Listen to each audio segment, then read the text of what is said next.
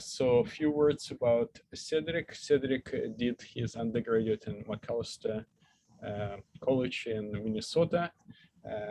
Many people came from there, so so it's kind of a common trend. He did various things during his undergraduate, including working on, I guess, astrobiology and astronomy, and as well as during his year abroad, he worked on dinosaurs or paleontology from China. And he followed with a PhD in the University of Oregon with Jessica Hagen, and he started to apply quantitative methods to stratigraphy, and specifically about correlation of early Cambrian and Ediacaran successions, which he will talk now about Ediacaran correlations and implication for a carbon-isotope excursion and ages. And he now Agaron postdoc at Princeton University with Adam Malouf, and I understand working on Cambrian stratigraphy. Okay, with this I pass it to Cedric, and you can put full screen.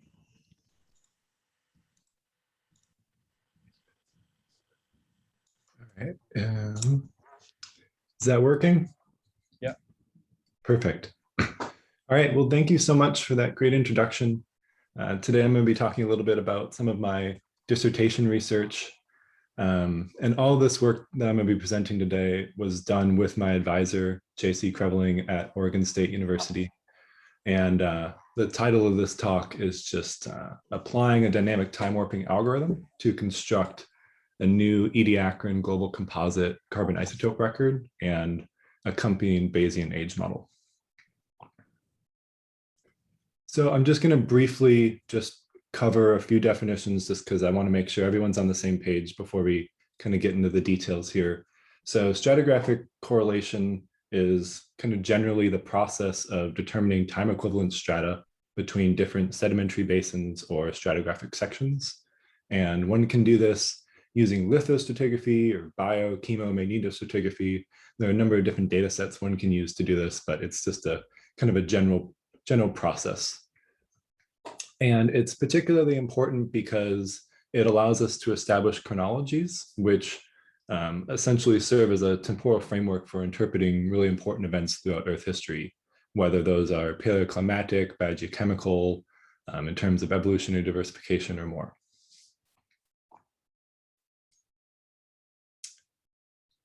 Particularly in deeper times, stratigraphic correlation is often leveraged to develop chronologies. And this is because geochronologic constraints can be limited and particularly focused around kind of quote unquote interesting events in Earth history, which kind of requires stratigraphic correlation to establish a chronology for the rest of time.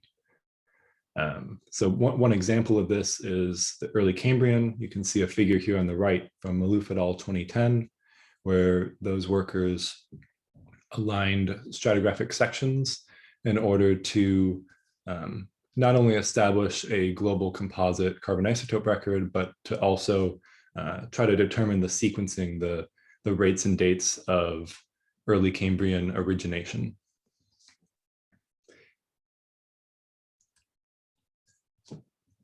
This is also a common thing in the Ediacaran. So on the left, this is the infamous Shoreham carbon isotope excursion. And just an example here where some workers have, in a way, kind of aligned stratigraphic records of the Shoreham carbon isotope excursion from 4 different basins to kind of understand the characteristics of this excursion better. And then on the right-hand side here, this is just another plot from Malouf et al. 2010, just showing you some of the data that can come from kind of a global stratigraphic correlation scheme. In this case, origination trends that fell out of that global composite that they created.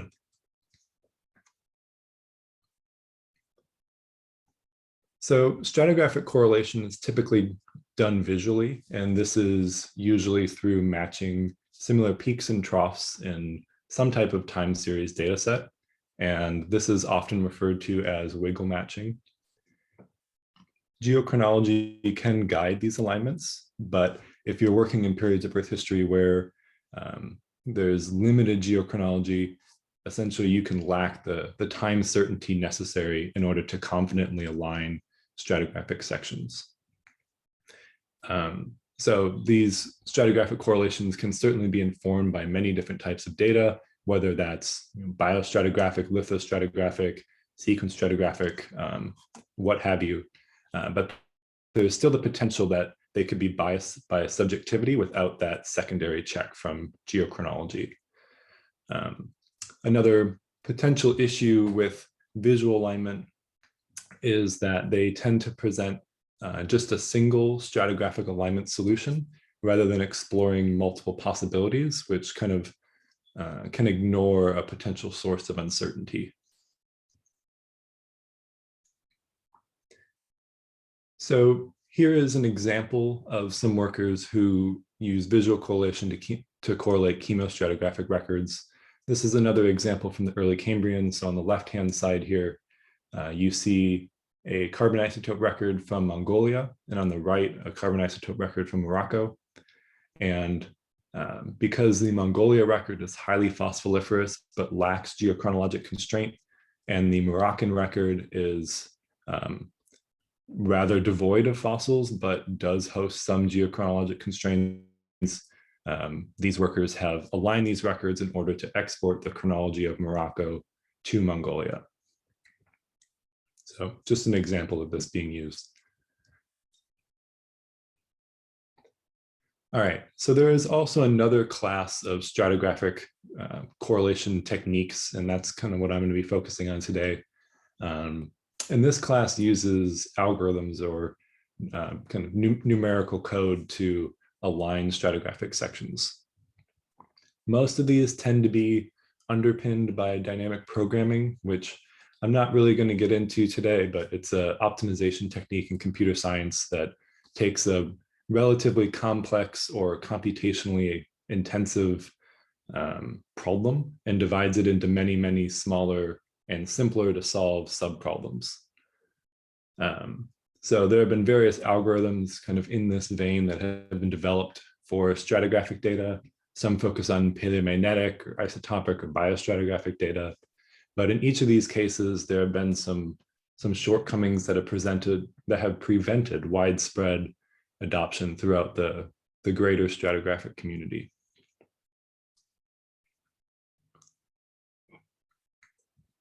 So perhaps the most famous example of a stratigraphic composite that was built using an algorithm is the LRO4 benthic oxygen isotope stack of Lizicki and Ramo 2005.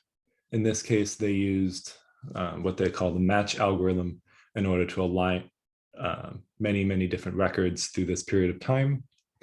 And they were quite successful. This is a very important record to our understanding of paleoclimate. I'll talk about some of the shortcomings of this, at least when applied to deeper time data in a moment here.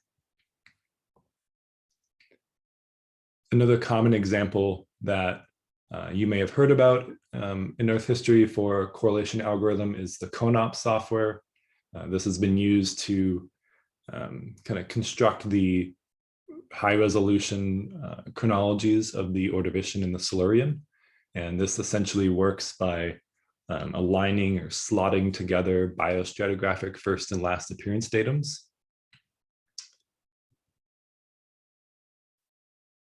So both of these techniques, while very useful to the particular data that they were designed to work with, are not terribly useful when looking at the Precambrian or just deep time in general. So the match algorithm essentially works by aligning chunks of data at once and doesn't allow really a whole ton of user input. So when you don't have these extremely data dense high resolution records that that you have in the Quaternary or the more recent Earth history, it's much more difficult to use this algorithm to align the lower res records that we're all used to working with in the Precambrian and deeper time. And then for the Conop software, it works wonderfully well if you do have a high resolution biostratigraphic data set, but that's not really the case for the early Cambrian or earlier into the Precambrian. So we need another type of alignment algorithm in order to tackle these periods of time. So that's kind of what I tried to focus on during my dissertation work. We chose dynamic time warping, this type of technique for trying to align stratigraphic records. And dynamic time warping in general is a time series analysis technique that allows for various assessments of similarity between two different time series records. And it can be used to align records by essentially stretching or squeezing the time or height axis of one time series in order to better fit, to best fit the other time series. A visual depiction of what this can look like is shown on the right-hand side here, where the red dashed line has been aligned by a dynamic time warping algorithm in order to best fit the bold blue line that you see kind of above. And then these thinner blue lines connecting the two time series are meant to show how that red data have been stretched and squeezed in order to best fit that blue curve.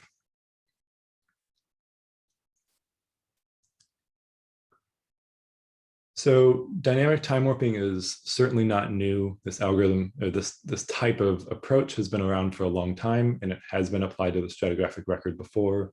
Ham and Hoybers in 2010 kind of developed one of the first approaches in an attempt to come up with a more generalized alignment algorithm. And in 2019, Hay et al. Kind of modified this first approach and introduced two different geologically relevant parameters that kind of allow for multiple different alignment solutions to be explored. And really, some of the motivation behind this was this rather famous quote from Nick Shackleton that it is difficult to instill geological wisdom into a mathematical process. So by trying to incorporate some geologically relevant parameters, we kind of sought to instill some of that geological wisdom that we have as stratigraphers into what is otherwise just a purely mathematical calculation.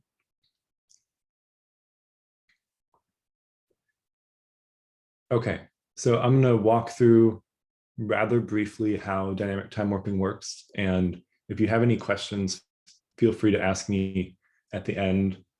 But this is just meant to kind of give us some common vocabulary as I kind of talk through some of this. So starting with A, on the left-hand side of this slide, the left-hand part of A has this red curve, which in this case is the target curve. And the target curve in the sense of dynamic time warping is essentially the template. This curve is not impacted at all by the alignment and serves to kind of guide the alignment process of the other data set. Now, the solid black curve that you see on the bottom of A is the candidate curve, which is called the candidate curve because this is the curve that will be stretched and squeezed by the algorithm in order to best fit that target curve. And so the algorithm to align these data determines the squared residual between every possible point pairing between the candidate curve and the target curve and populates out what is called a cost matrix. That is the red and yellow, white and black kind of colorful box that you see in the middle of A. That's the cost matrix where every pixel in that matrix represents a cell and the squared residual value in that cell is a one possible point pairing between that candidate and target data set. This cost matrix is then augmented by these two different geologically relevant parameters that I mentioned just a moment ago. The first of these is called G, which can allow us to either reward or penalize solutions for inserting hyaidal surfaces into the candidate or target curves. Said differently, it allows us to essentially weight how similar accumulation rates will be between the two sections as a result of the alignment. And then the edge parameter is that second geologically relevant parameter. which allows us to progressively weight the degree to which the two sections should overlap as a result of the alignment. So once these two parameters have augmented this cost matrix, the algorithm then starts in one corner of this matrix and works its way across, looking multiple steps ahead at any time in order to essentially accumulate the least cost as it moves through the matrix. You can also think of this as finding the path of least resistance. And this actual path through the matrix represents the aligned candidate curve. And you can see what that looks like on the left-hand side again of this plot. The black data points that are overlain on that red target curve, that is the resulting aligned candidate curve according to the alignment path that you see in the cost matrix in A. Now, B and C on the other side of this slide, I'm not really going to get into some of these details today, but I'm happy to kind of come back and talk about them if you would all like. Essentially, B is just showing you a zoomed in view of the cost matrix. Again, just kind of reiterating that each of these cells, each pixel is a value, and it's colored according to that difference value that was calculated, and that the alignment path chooses that path of least resistance through this matrix by looking at these values and summing them together. And C is this kind of visual depiction of how that G parameter is actually used to calculate this more augmented cost matrix.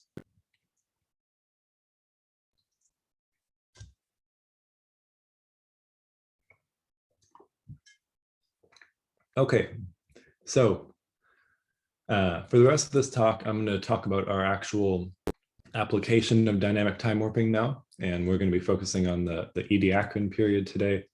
So I think we all know and recognize that the Ediacaran is a particularly important interval of Earth history, situated between the Cryogenian period with the snowball glaciations and the dawn of the Phanerozoic with the Cambrian explosion.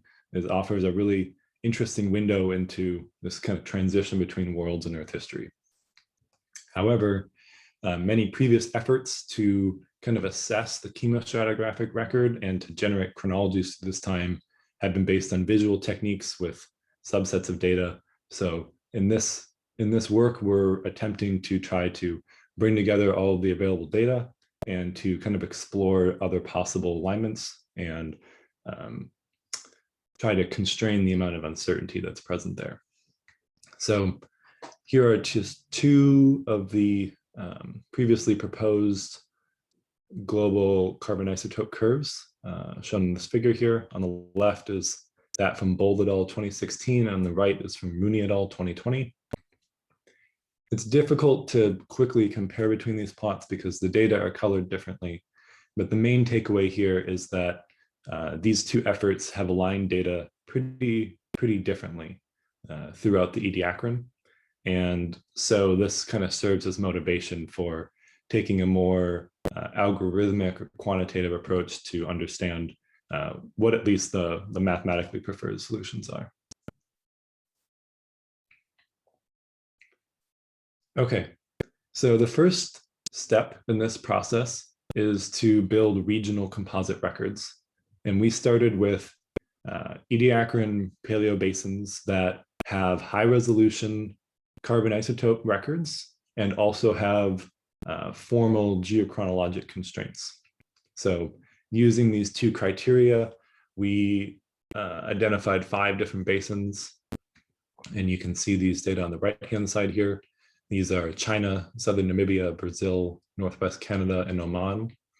And then we then use the time warping algorithm to align all of the available sections from these paleobasins with each other to build some regional composite records. And that's what you see in these plots here.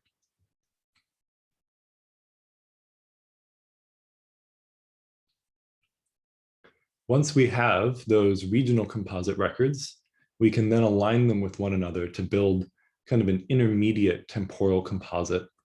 And that's what you see on the left-hand side here. So if you remember when I was talking about the time warping algorithm and how it works, you need to specify a target record. So in this case, we chose the China regional composite record as the target because it appears to have the highest resolution carbon isotope data through the longest portion of the Ediacaran period. Thus, it should serve as a pretty good template for the other records. Yeah, so you can see that temporal composite now on the left-hand side of that plot. So data here are from 5 different paleobasins, and there are 15 total geochronologic tie points present. Now, using the alignment, the position of these geochronologic tie points and the ages themselves, we can then construct a new age model, and we do so using a Markov chain Monte Carlo technique, specifically the code that's been made available by Shaney et al. 2019. And essentially what this process does is it charts 10,000 different age models between the available ages and their uncertainties. That's kind of this more black blobby figure that you see on the right-hand side of the plot here. That's all 10,000 of the alignments. And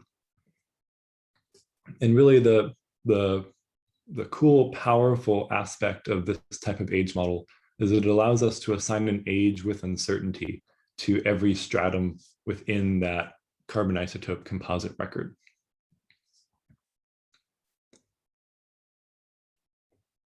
Okay, so in order to finish our global composite record, we then constructed composites for the remaining paleobasins that have high resolution carbon isotope data, but do not have any formal geochronologic constraints. So using these criteria, we identified Mongolia, Northern Namibia, Siberia, and Australia. And you can see those regional composites now on the right-hand side.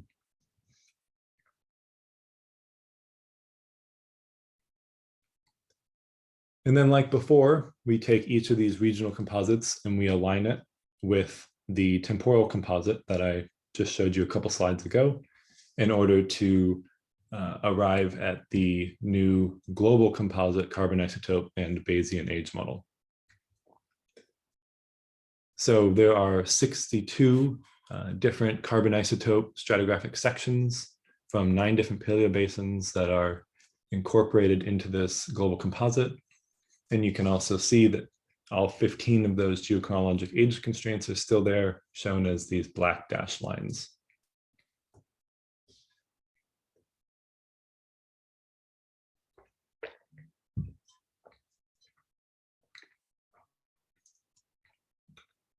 So we can compare this composite with some previous efforts. On the left-hand side, this is the Cox et al. 2016 composite, which is very, very similar to the Halverson et al. 2005 composite, which is kind of the first to attempt this. So our alignment for Oman is quite similar to the Cox and Halverson alignment, placing the base of Oman older than 608 MA and the top of Oman younger than 548 MA. The main difference here is how we've aligned the Northern Namibia data. They suggest that the Northern Namibia data should be kind of constrained to the early Ediacaran, whereas we find that the time warping preferred or the mathematically preferred solution is to have the North Namibia data stretch up to the base of the Sharm excursion around 574 MA. And then comparing with Rooney et al. 2020, we find a lot of similarities, a lot more similarities than differences, which in many ways, this kind of lends confidence to this process as these workers try to incorporate some lithostratigraphy and biostratigraphy in their alignments, whereas we've simply just mathematically aligned chemostratigraphy. So the fact that some of our alignments are quite similar to this really, to us at least, inspires some confidence in this record. All right, so now I'm going to spend kind of the rest of the talk talking about some of the implications of this new carbon isotope age model and what we might potentially learn about the Ediacaran using it. So in this plot here, I have shown the relative cumulative thickness as calculated from those alignments on the y-axis and age in the x-axis. And then each of these lines are color-coded according to the paleobasin. And in general, we can see 5 kind of overarching phases of accumulation across these basins. We see an initial accumulation phase in the earliest Ediacaran, where we see relatively rapid and significant thickness accumulation. We then see a period of tens of millions of years of relative quiescence, where some basins are accumulating virtually no sediment, whereas other basins are just accumulating it at a much slower rate than they had previously. The third phase would be near the Shuram excursion, where accumulation picks up quite a bit again. And then following the Shuram, there's another period of this kind of more quiescent or slower accumulation. And then towards the end of the Ediacaran, we see a steady ramping up of accumulation rates again. In theory, paleogeography may be able to explain some of these thickness accumulation trends. And perhaps you could argue that proximity based on the paleogeographic projections may explain some of the similarity between these accumulation trends. I'm going to focus more on the 2 trends that kind of stand out in this plot, and those are the Northwest Canada thickness accumulation trend, which is shown in cyan, and the Siberia accumulation trend shown in red.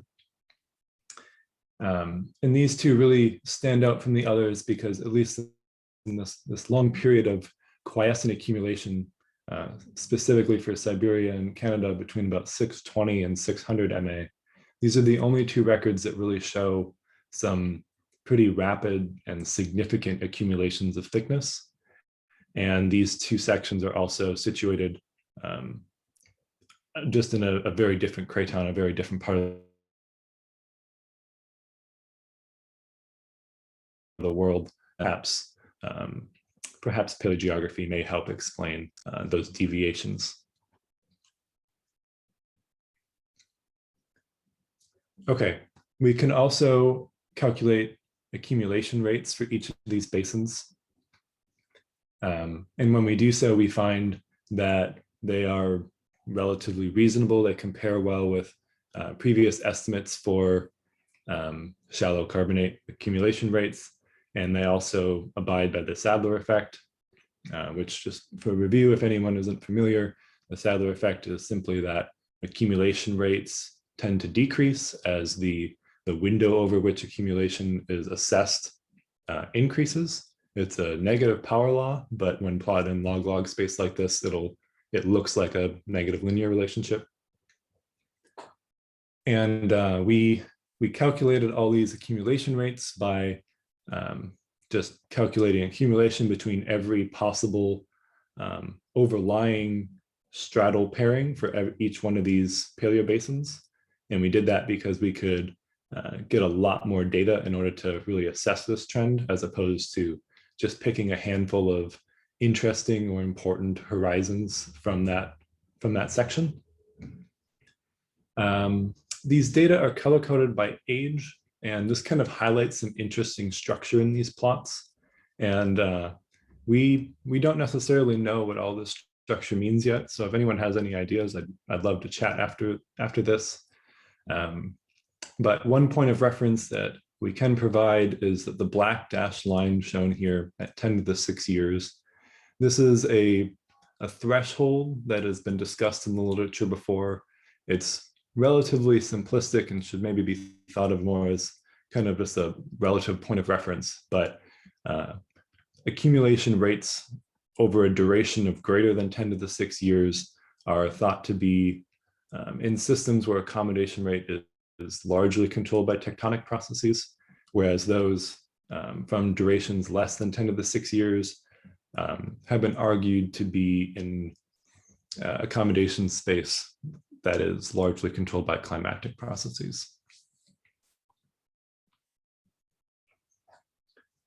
So looking at these same data, just plotted a little differently, we do see a few different patterns fall out.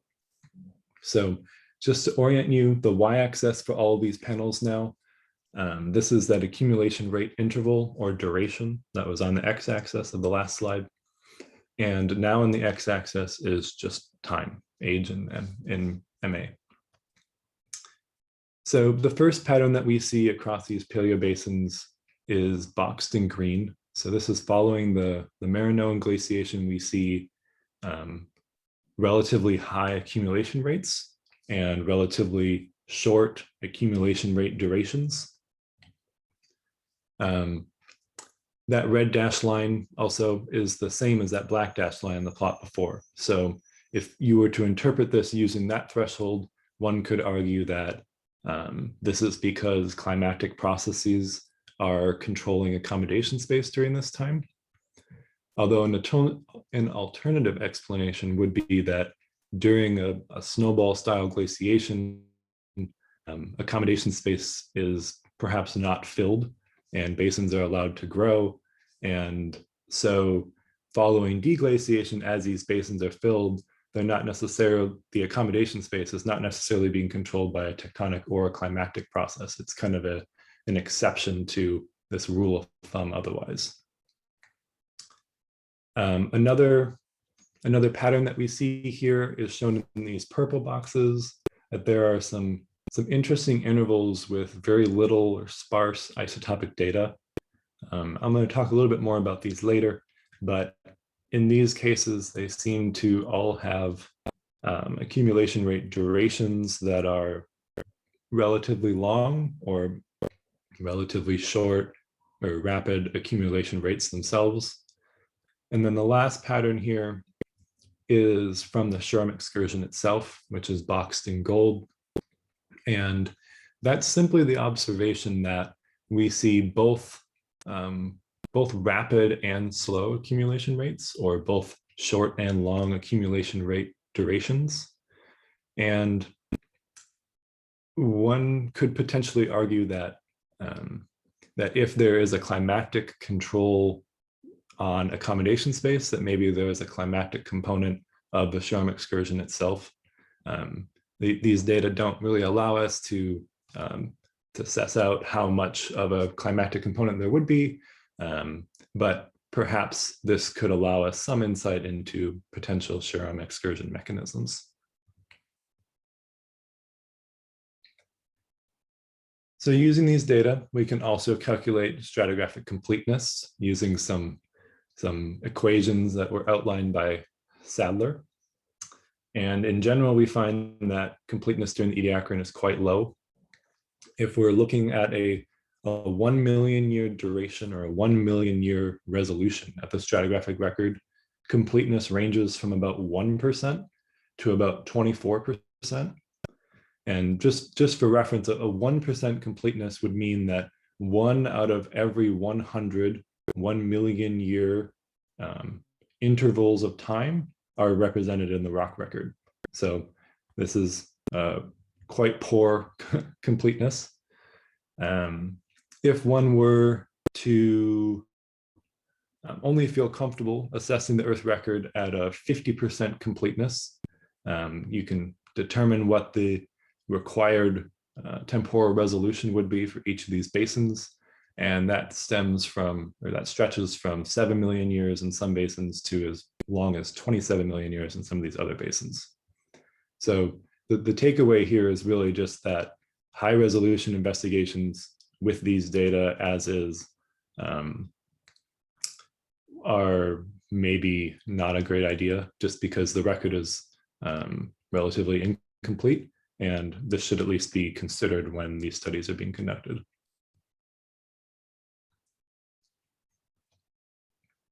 All right, so the last metric that we calculate from this composite record is the carbon isotope change rate. This metric isn't often talked about in the literature and is essentially just the derivative of the carbon isotope age model. And We calculate this as for two reasons. One, just kind of as a check for our alignments to see if there are any intervals that seem to be off, and thus maybe indicative of a faulty alignment. And also just to kind of check some assumptions about the Shoreham excursion. So in each of these plots, you see some green bands, and these bands are calculated from a relatively simple box model for the global carbon cycle from Lee and Kump. And this makes a number of assumptions about the carbon cycle. Probably the first being that these carbon isotope values represent a global signal and are reflecting processes at the global within the global carbon cycle. This is an assumption, not one that we're really trying to wed our work to, but in this case, we're just using it to try to assess whether or not there are any values that seem terribly wrong. So values that fall outside of these model bounds could be interpreted to represent periods of time, or values at least, that exceed traditional carbon cycle dynamics. They could also be interpreted to be values that have been altered due to diagenesis or other processes, or just values that for whatever reason represent local processes during the basin of that time, rather than global processes, like is the assumption from these types of approaches. Yeah, and then the other thing just to point out here is that the one interval of time that we would really expect to see values that exceed these traditional carbon cycle dynamics, at least based on previously proposed work, is the Shoreham excursion itself.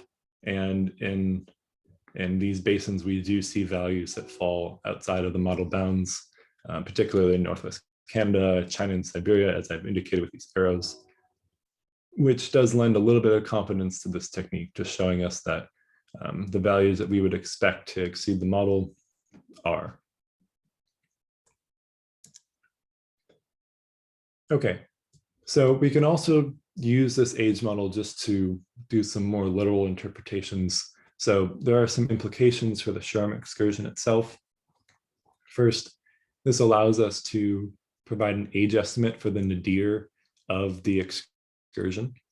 And we find that that age can range from 571.8 to 570.2 MA. Now, this range is not based on uncertainty in the age model or uncertainty in the carbon isotope values. This is simply reflecting the difference in age or nadir timing between basins. The depletion magnitude, this is not necessarily a new calculation, but between these basins in this work, this ranges from about 16 per mil to about 23 per mil. So that's from the most positive value at the beginning of the excursion to the most negative value at the nadir of the excursion. And perhaps most interesting, or most important anyway, is the depletion duration metric here, which we find to range from about 0.3 to 2 million years. So this is the duration from the most positive value at the beginning of the excursion to the most negative value at the nadir. And this is important because this provides a time scale for how quickly the excursion depletion needs to take place. And many excursion mechanisms that have been proposed have temporal constraints, and that this new depletion duration may allow us to kind of discriminate between some of these and determine if some may require revision moving forward.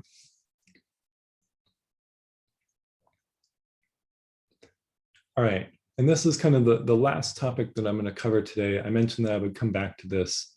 So we identified a number of widespread multi-million year breaks in the carbon isotope record that are kind of enigmatic.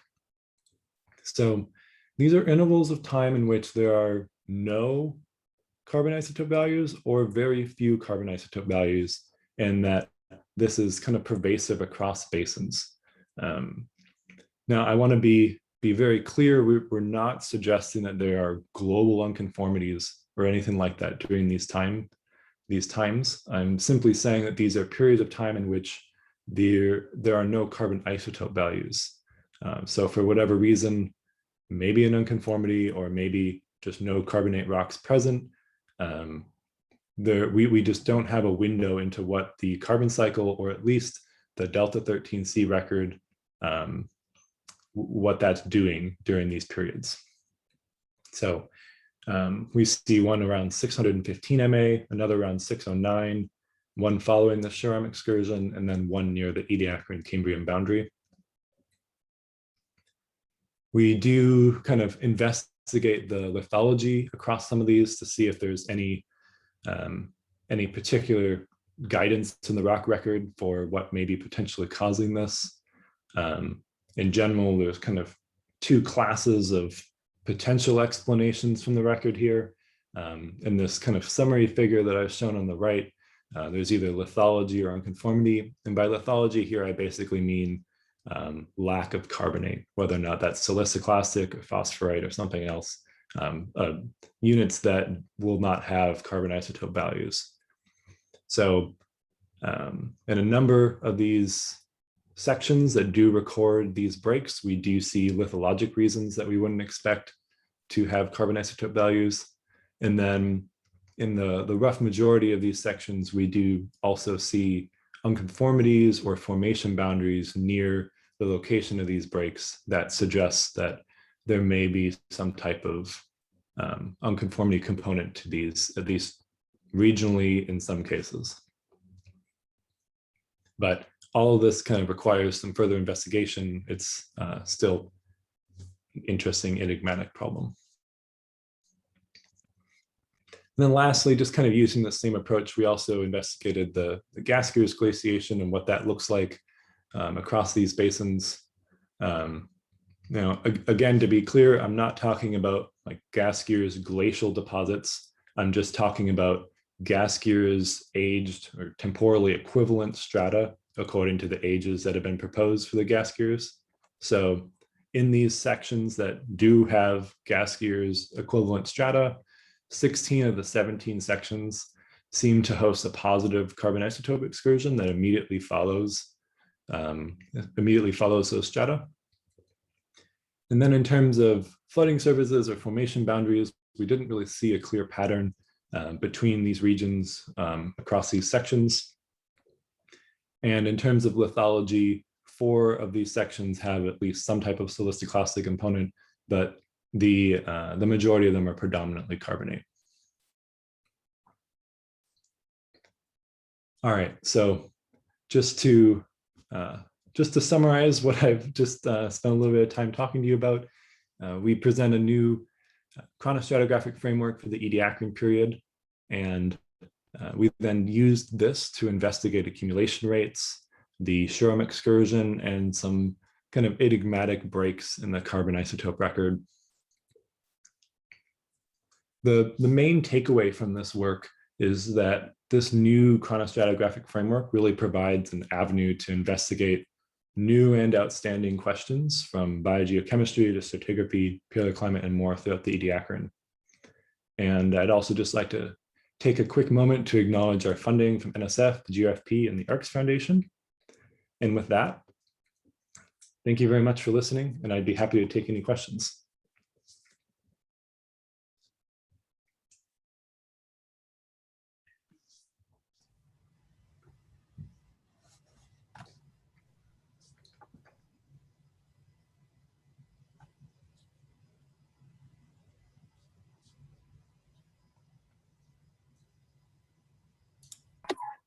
Andre, I think you're mute. Okay, so I think I unmute everyone. Or let everyone possibility to unmute. So feel free to raise your voice and ask questions. Okay, looks like Greg Ritalek jumped first and he has a question comment. So Greg, if you can unmute yourself, go ahead. Okay, I'm unmuted, but my screen has gone kind of funky on me. Great talk. I really enjoyed that. I wonder if you saw my recent paper on the 5 Ediacaran Cambrian glaciations just came out in Australian Journal of Earth Sciences, which is where I'm coming from for my question. And that is, my question is, I think this signal is a glacial signal, a sea level signal, not a deep ocean chemical signal. And that sea level decline in the case of the Shoram and the Wanaka formation was 600 meters. This is really enormous. What happens to the algorithm when you have a paleocast with a relief of about 600 meters? Nick Christie Blick thinks up to 1.5 kilometers. These are huge hiatuses that must be a challenge for your algorithm, I would think. Yeah, definitely. So, thank you very much for your question. I haven't seen that paper, but I'll look for it. Sounds really interesting. Oh, I'll send you one. I'll send you a reprint. Yeah, no, this is really getting pretty interesting. Thank you. Yeah. But the question, with a 600 to 1.5 meter to 1.5 kilometer paleocast developing in a glacial advance, which is called the Bu Azer glaciation in Morocco and the Orellana-Wiesenstein glaciation in Europe, how does the algorithm handle that? Yeah, so kind of one of the assumptions about the algorithm is that these carbon isotope data more or less represent a primary signal of the ocean, reflective of the global DIC reservoir, which is an assumption and is something that we can't necessarily escape. Right. We do see alignments that instill some confidence, and it seems like what we're getting are reasonable, but it is an assumption, definitely, and it could be a potential problem. Well, John Husson, I think, convinced me that, and I already had this idea myself, that the reason why the Shoram is so thick in the Wanaka Formation is because it was weathering of the canyon walls. So the 600-meter decline in sea level created this weathering of the canyon walls, which gives you this strange isotopic anomaly. And that's why John Grotzinger thought the Shoram was long-lived and kind of impossible. But interestingly, the organic carbon isotopic anomaly Shoram is short, like yours, like you resolved it with your algorithm, which is what it really is. I think I think the organic carbon isotope determination for the Shoram is more accurate than the carbonate one in South Australia, at least. That's curious. Why didn't your algorithm come up with a 17 million year duration of the Shoram like John did? Yeah. I mean, I can't necessarily answer why it didn't. There's you can make some arguments about what the target records are and some assumptions that go into how we build our composite records, but I think that we feel pretty confident about it, and there are a number of Shoram excursion mechanisms that have been suggested that could accomplish it at such a duration. So I think that it's reasonable. Yeah, I wrote about this in 2014. If you just take the carbon isotopic excursion and its duration, it's comparable to the Permian-Triassic boundary excursion. So it's a feasible one that we've seen before. If you take John's estimate of a 17 million year duration and a decline of like 10, 15 per mil, whoa, that is just out of bounds. That would be the worst ever. Greg, John Husson's work showed that the Shoram excursion is in the wall of the Wanaka. It's not in the fill. Exactly. John Husson's argument was that therefore the excursion had to form close to the surface, not as a result of deep burial, because it was already there, right, and contributed to the fill of the Wanaka. So the Wanaka canyons, although interesting, are not really relevant to the Shoram excursion itself. Yeah, no, I agree. We used to call it the Wanaka excursion, but we gave up. I agree with John. Shoram has priority from earlier work in Oman. Okay, but I agree with John. I think he did a great job on that. And my findings, I wrote a paper on it in 2014, agreed with what he determined. So there's no difficulty there. The difficulty is, of course, as Cedric pointed out, do we think this is a deep ocean signal, or do we think this is a sea level artifact? This whole carbonate isotope excursion business. Yeah, I think it's difficult to say, anyone's guess at this point. I think we could all spend a week arguing about it. Oh, we can have opinions though. It doesn't stop us. Cedric, Paul Hoffman here. I have a question, I'll get in touch with you by email later on details. I'm just curious as to why in northern Namibia, you break the section and put the very uppermost part of the Otavi group, I assume, up around 580, just underneath the Sharam. Because this seems to conflict with dates of 590 to 600 argon-argon metamorphic dates in that basin. And so I'm wondering what the rationale was for doing that. I think it seems more plausible from the regional tectonic perspective that the Otavi tops out potentially around 615 to 600. Okay, yeah, no, that's really interesting. I was not honestly familiar with some of those dates.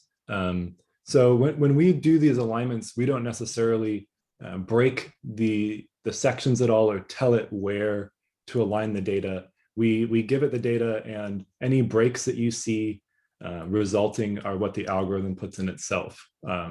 So that break between around 610, it looks like, up to maybe 580 or so, that is just the algorithm saying, if we put a break in here, then the mathematical output will end up being a lot stronger. So that's the only reason that that's in there.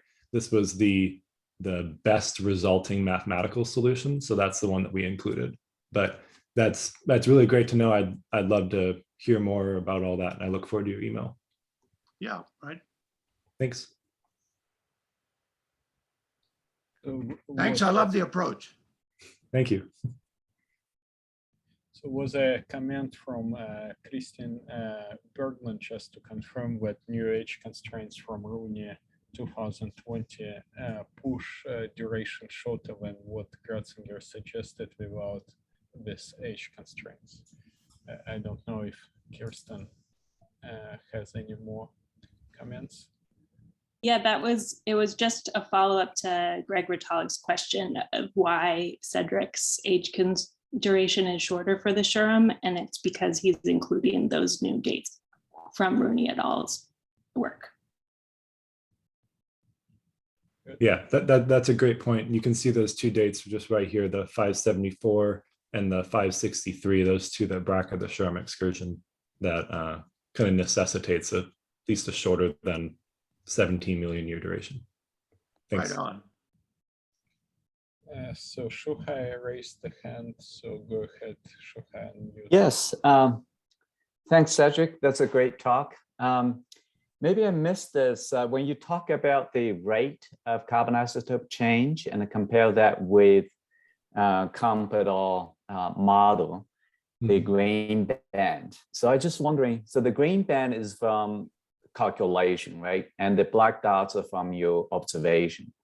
So you have to feed you have to parameterize some of the variables like input and output. So what is the, and why there's a temporal change in the rate of carbon isotope change? Did you change the parameters? How the parameters are quantified through time? Yeah, definitely. Sorry, I should have explained this a little bit more carefully. So the two bounds, the upper and lower bound of the model here, that's essentially just set by the fractional organic barrier rate of carbon, F-org. So taking the lower bound and the upper bound for what seemed the highest or lowest that we could expect, at least from our traditional understanding of carbon cycle dynamics, that's what those two bounds come from. So it's entirely a model calculation just based off that simple box model from Lee and Kump, I think 1999, if I remember correctly. And it varies through time because we base the calculation off the previous, most just underlying carbon isotope value as you move through time, because as we calculate the delta 13C change rate, that's doing the same thing, right? Like it's a derivative through time. So the model varies through time based on that previous, the previous value. Does that make sense? Yeah. Okay. Yeah, but So the there's carbon a, residence time is going to be a lot greater in the Ediacaran than in the KT, which is what Kump's paper was about, because of the higher CO2. And Yeah. so it's going to take longer in the Ediacaran for the same anomaly to occur. Yeah, absolutely. There are certainly reasons to expect that some of these more kind of traditional Phanerozoic understandings of the carbon cycle may not apply to the Precambrian or the Ediacaran. And in this case, we just really tried to just adopt those traditional kind of more Phanerozoic values to see what the carbon cycle model does. Sure. I mean, in principle, they still apply. They just have to be adjusted for the DIC content. Yeah, sure. For the reservoir effect. all right. Thanks, Cedric. Thank you. Cedric, I'm just curious to what degree your target section influence correlation. You or somebody probably done it, like if you flip target and candidate section, would you get the same result or it would be different? If you flip the target and candidate section, is that what you said? Mm-hmm. Yeah, so it kind of depends on the relative rate, not the relative rate, how different the resolution of the two records are, and if you have similar structure between the two. So if you have one very data dense section that, let's say, is 10,000 data points long and another that's 100, you're going to probably get more confident and realistic alignments by aligning that 100 point data set to the 10,000 point data set. But to answer your question more specifically, if you were to flip those around, typically you will get at least some of the same alignments, but you won't necessarily get all the same alignments. We get a whole library of alignments by varying those G and edge parameters. And there are some kind of outliers that don't necessarily show up in every scenario. So the choice of target section is quite important for this correlation, right? Yeah, the selection of the target record is definitely important. And we've talked about and thought about ways to try to avoid this, or at least ways that composites could be built differently so that less emphasis would be placed on it. But one way or another, there are some assumptions about your input data and how that affects kind of your output composite. Okay, and we have a question from Juan Hui. Do you want to unmute yourself and ask it, or should I read it? Sure. Okay.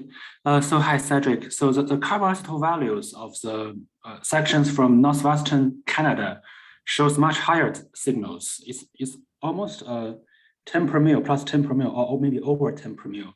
Do you have any comment about this?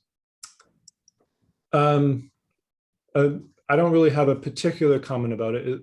Do you have a question? I mean, you can see that those values are present here. And I guess I would just say that there are a number of reasons that you could argue that for local dynamics or whatever else, that those values are elevated in Canada. So in Namibia, the Hiltenberg anomaly, and also in Brazil, the Bambuya anomaly also show very positive values. We don't really know where to put these values in this profile, actually. I think it's interesting, yeah. It might be local original signals. Yeah, around 612. No, it is certainly interesting, and I'd be happy to chat more with you about it and to think about how those data might be able to fit into this scheme. Thank you. Yeah. I'll jump in there. What if the high values are marine and the others are non-marine?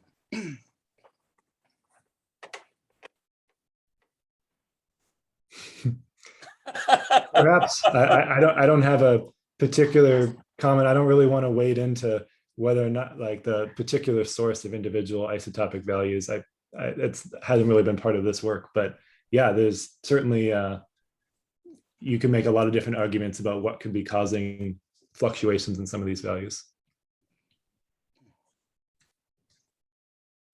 Well, Greg, many of the signals can be found in weeds. Look, the sections are from a succession that's continuous for 1,000 kilometers along strike along the cratonic margin. So I don't think it was a lake. Oh, no, I'm thinking, as does John Husson, that some of these very light signals are due to weathering of exposed limestone in karst. And that they are subsequent or diagenetic signals on an original marine signal. The original marine signals are going to be in positive territory or near zero, and the petagenically altered ones, the weathered ones, are going to be lighter. Look, I've intentionally sampled every exposure surface in the Otavi group, and we do not see a very light carbon. And that suggests there's not a lot of organic matter in the soil profiles at that time. Okay, so that one may be marine, but consistent with the Carboniferous age of origin for lichens. Well, depends where the lichens are and where the material is sampled in the paleokarst. We also got a raised hand from Andrew Curtis, so go ahead and ask your question. Hi, thanks. It was a very nice talk, Cedric, really interesting. I just wanted to have a question in a minute. I just wanted to check I understand the method correctly. So if I understood it, you compare all of your different data sets to the China section and come up with your cost matrix, which gives different possible correlations and how well they correlate, if you like. Then your Monte Carlo is exploring all of those different correlations to find, how the best way to put them into age. And then when you call this, what's on the screen now, a Bayesian age model. So is this the maximum likelihood model found by the Monte Carlo or something like that? Yeah, no, that's a great question. So I did kind of quickly go through some of that. So we use the time warping algorithm to build regional composite records. We then select the China regional composite record and align the other 4 temporally constrained regional composite records to build this kind of intermediate temporal composite. We then use that intermediate temporal composite as the new target with all that data for the 4 remaining regional composite records that do not have any temporal constraints. So that's kind of the workflow there. And at that intermediate step, we use the Monte Carlo, Markov chain Monte Carlo technique to build a Bayesian age model based on the alignments and those 15 geochronologic constraints. Now, for exploring the actual libraries themselves of the alignments, I think you were mentioning some of that. So when we build the intermediate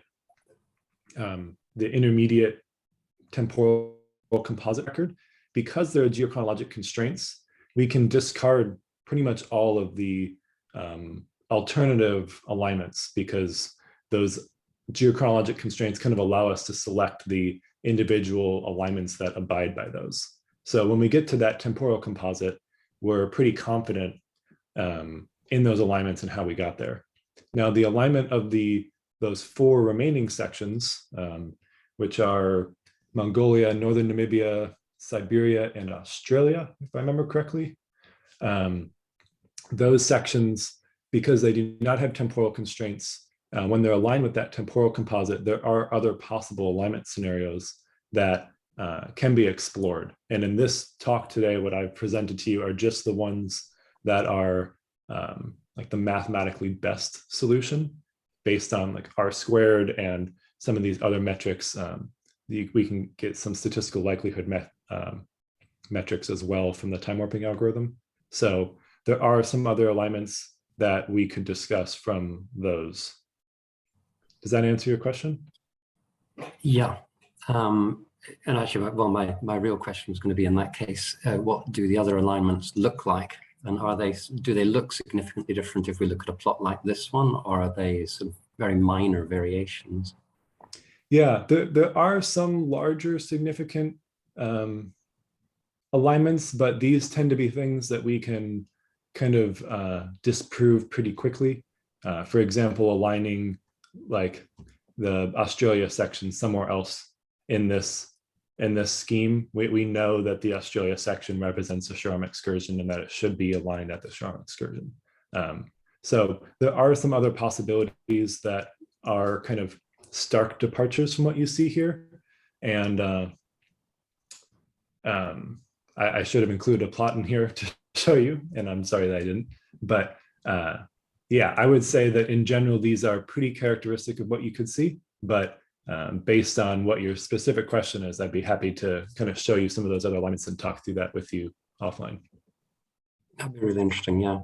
No, that's great. Great, thank you.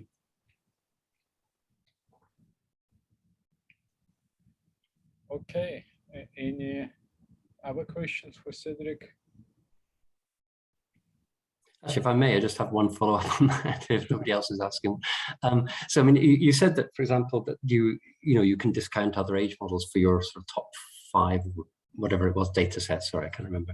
But I mean, surely this must depend on the number of hiati that you allow the code to put in. I mean, you must be penalizing this in the cost function. So you're essentially injecting geological prior information into the cost function. So I mean, that seems to be an absolutely critical part of your algorithm that's going to dictate the output in many ways. So you didn't really describe that in much detail. I just wonder if you could tell us how you put that information in. What was that information that you put in?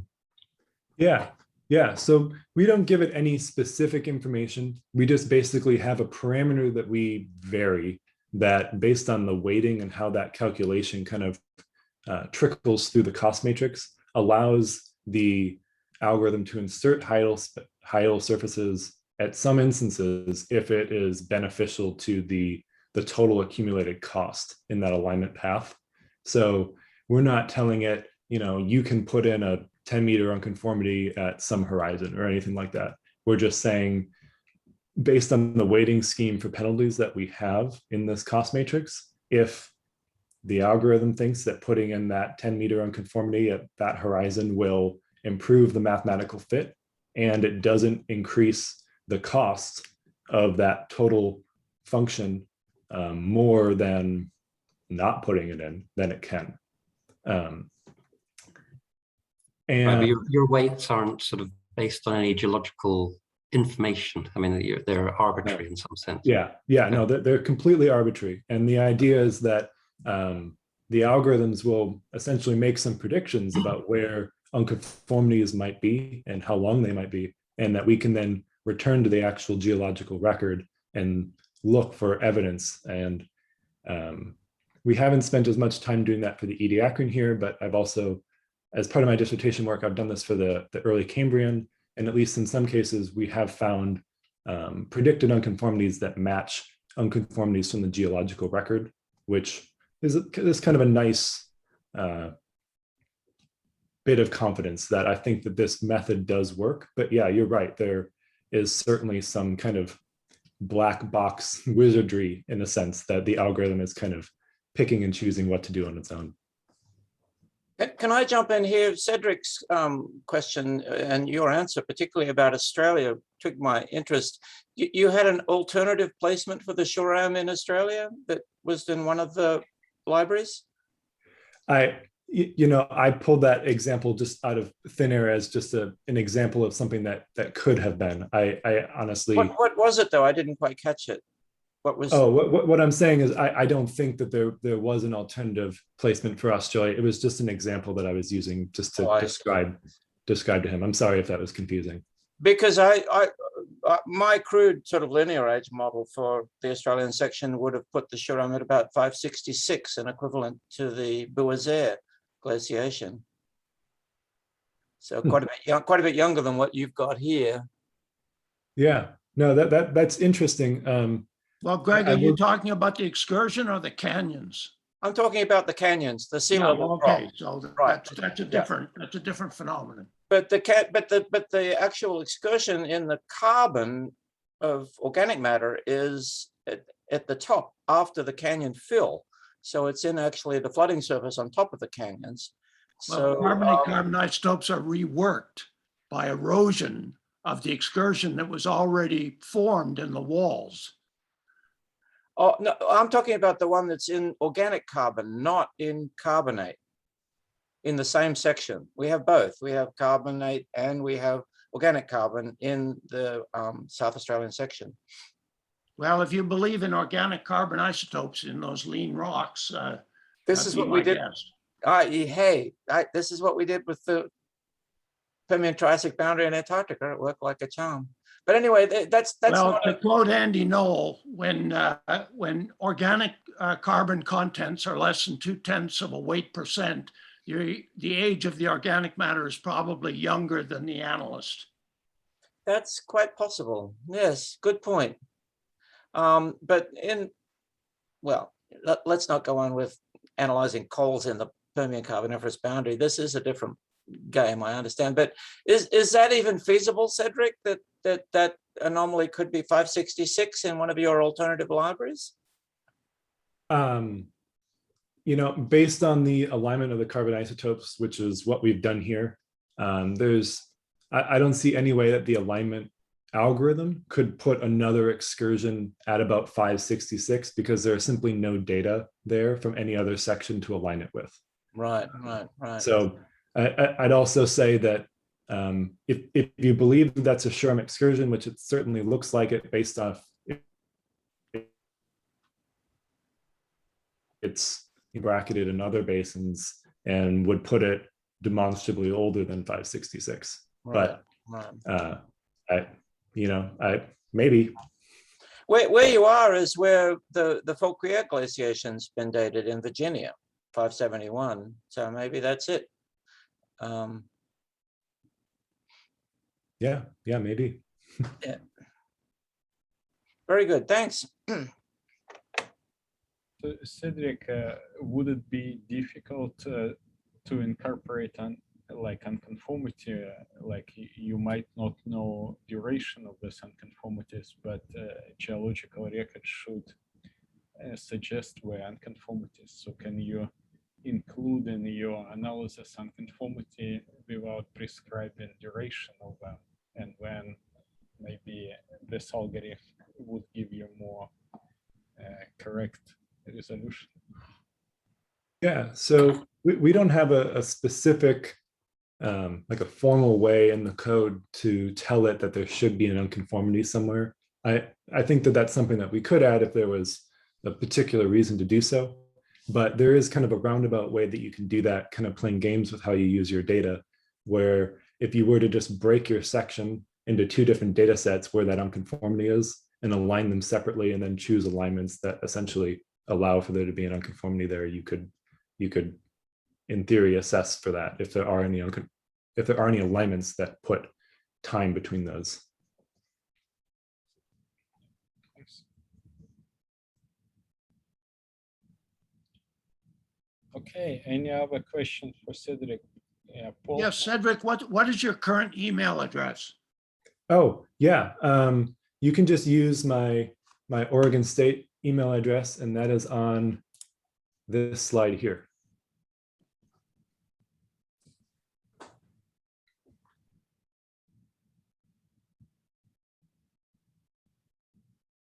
Thanks. Thank you.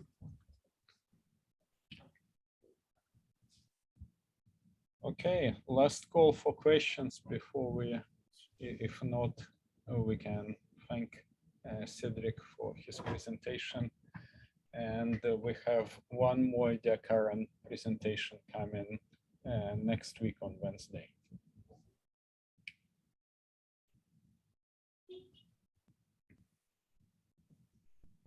So no questions. Okay, thanks everyone for showing, and we'll reconvene on Wednesday next week.